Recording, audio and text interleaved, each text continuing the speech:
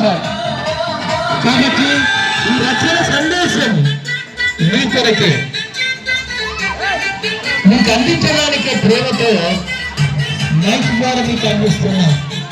ఈ రక్షణ నీవు కూడా పొందాలని, నీవు కూడా మోక్షరాజ్యం కావాలని, నీ పాపంలో చెల్లించబడాలని, నీ పాపం ఒప్పుకుంటే పరిశుద్ధులవుతావు, పవిత్రులు అవుతావు.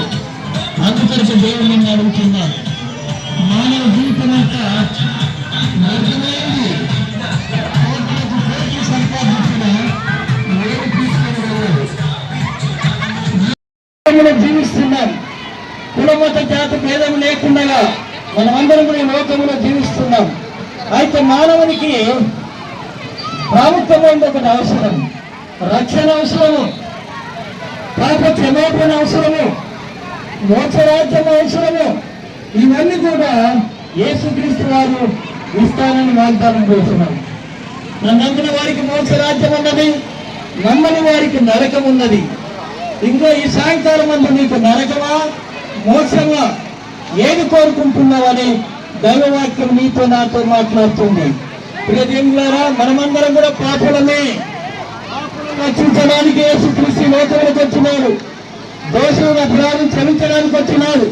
కాబట్టి ప్రియ దేవులారా, మన పాపను క్షమించి మనకు పరలోక రాజ్యం ఇంటికి వచ్చినాడు.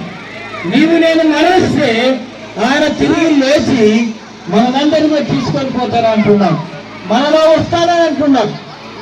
కాబట్టి మానవ జీవితం అంతా ఒక దినం మట్టి పాలైపోతుంది. మనం మరణిస్తాము, మనం శాశ్వతమైన వారము కాము. నీకున్న కోట్ల ధనము నీకు పరలోక రాజ్యం ఇవ్వదు, నీకున్న ఆస్తి పాస్తులన్నీ కూడా మోక్ష రాజ్యం ఇవ్వదు. కాబట్టి సాయంకాలం యేసుక్రీస్తు వారు ఉచితంగా నీకు పరలోక రాజ్యం ఇస్తానని చెప్తున్నారు. కాబట్టి నువ్వు నమ్మితే పరలోక రాజ్యంలో నీ కొరకు స్థానం ఉన్నది. ఈ సాయంకాలం ముందు ప్రేమను పొందారా? ప్రేమతో మీకు అందిస్తున్నది రక్షణ సంతోషం. అనేక జాతుల ప్రజలు దేవుని నమ్మినారు. కులమత జాతి భేదం లేకుండా గొల్లవారు, బోయవారు, కోమటి వారు, సాలవారు, తెలుగువారు, అనేక జాతుల ప్రజలు దేవుని నమ్ముకొని దేవుని సేవ కొరకే తీర్మానం చేసుకున్నారు.